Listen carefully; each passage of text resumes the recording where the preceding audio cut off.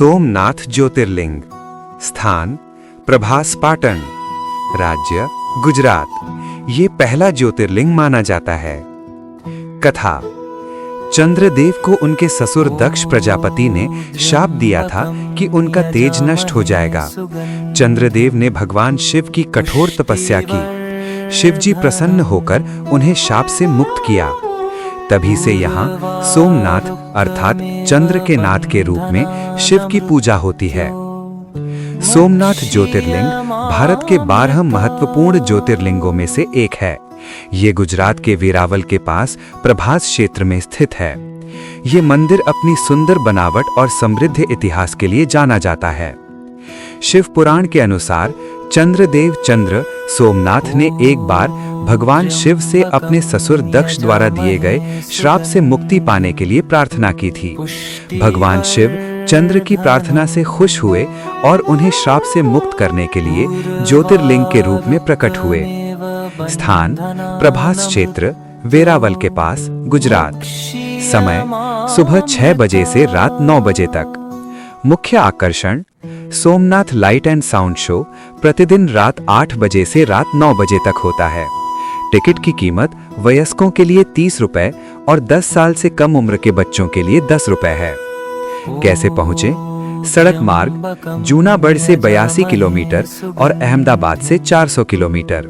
Rail मार्ग Somnath station code SMNH जो 2.5 kilometre दूर है। हवाई मार्ग पोरबंदर हवाई अड्डा PBD 120 किलोमीटर और राजकोट हवाई अड्डा RAJ 200 किलोमीटर दूर है। यात्रा करने का सबसे अच्छा समय अक्टूबर से फरवरी या शिवरात्रि के दौरान फरवरी या मार्च में। गुजरात प्रांत के काठियावाड़ क्षेत्र में समुद्र के किनारे सोमनाथ नामक विश्व प्रसिद्ध मंदिर में ये ज्योतिर्लिंग स्थापित है। पहले ये क्षेत्र प्रभास क्षेत्र के नाम से जाना जाता था। यहीं भगवान श्री कृष्ण ने जरा नामक व्याध के बाण को निमित्त बनाकर अपनी लीला का संवरण किया था।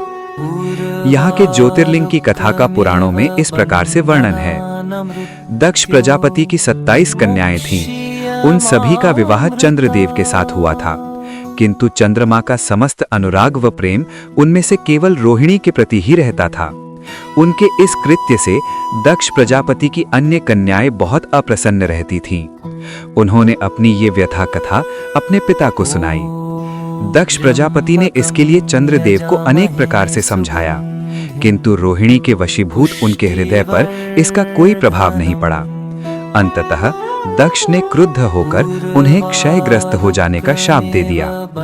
इस शाप के कारण चंद्रदेव तत्काल क्षयग्रस्त हो गए। उनके क्षयग्रस्त होते ही पृथ्वी पर सुधा शीतलता वर्षण का उनका सारा कार्य रुक गया। चारों ओर त्राही त्राही मच गई। चंद्रमा भी बहुत दुखी और चिंतित थे। उनकी प्रार्थना सुनकर इंद्रादि देवता तथा वशिष्ठ आदि ऋषिगण उनके उद्धार के लिए पितामह ब्रह्मा जी के पास गए। सारी बातों को सुनकर ब्रह्मा जी ने कहा, चंद्रमा अपने शाप विमोचन के लिए अन्य देवों के साथ पवित्र प्रभास क्षेत्र में जाकर मृत्युंजय भगवान शिव की आराधना करें। उनकी कृपा से अवश्य ही इनका शाप नष्ट हो जाएगा और ये रोग मुक्त हो जाएंगे। उनके कथनानुसार चंद्रदेव ने मृत्युंजय भगवान शिव की आराधना का सारा कार्य पूरा किया। उन्होंने घोर तपस्या करते हुए 10 करोड़ बार मृत्युंजय मंत्र का जप किया। इससे प्रसन्न होकर मृत्युंजय भगवान शिव ने उन्हें अमरत्व का वरदान प्रदान किया।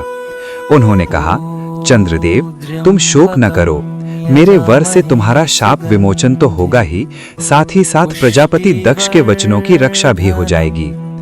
कृष्ण पक्ष में प्रतिदिन तुम्हारी एक एक कला क्षीण होगी, किंतु पुनः शुक्ल पक्ष में उसी क्रम से तुम्हारी एक एक कला बढ़ जाया करेगी। इस प्रकार प्रत्येक पूर्णिमा को तुम्हें पूर्ण चंद्रत्व प्राप्त होता रहेगा। चंद्रमा को मिलने वाले इस वरदान से सारे लोकों के प्राणी प्रसन्न हो उठे।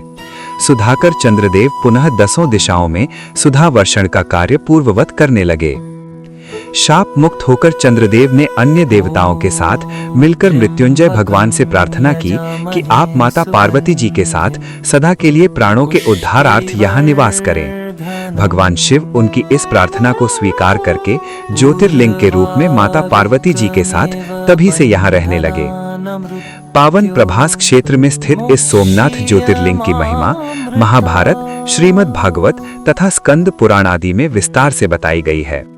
चंद्रमा का एक नाम सोम भी है। उन्होंने भगवान शिव को ही अपना नाथ स्वामी मानकर यहाँ तपस्या की थी, अतः इस ज्योतिर्लिंग को सोमनाथ कहा जाता है। इसके दर्शन, पूजन, आराधना से भक्तों के जन्म जन्मांतर के सारे पाप और दुष्कृत्य विनष्ट हो जाते हैं।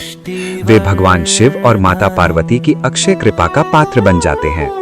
मोक्ष का मार्ग उनके लिए सहज ही सुलभ हो जाता है। उनके लौकिक पारलौकिक सारे कृत्य स्वयमेव सफल हो जाते हैं।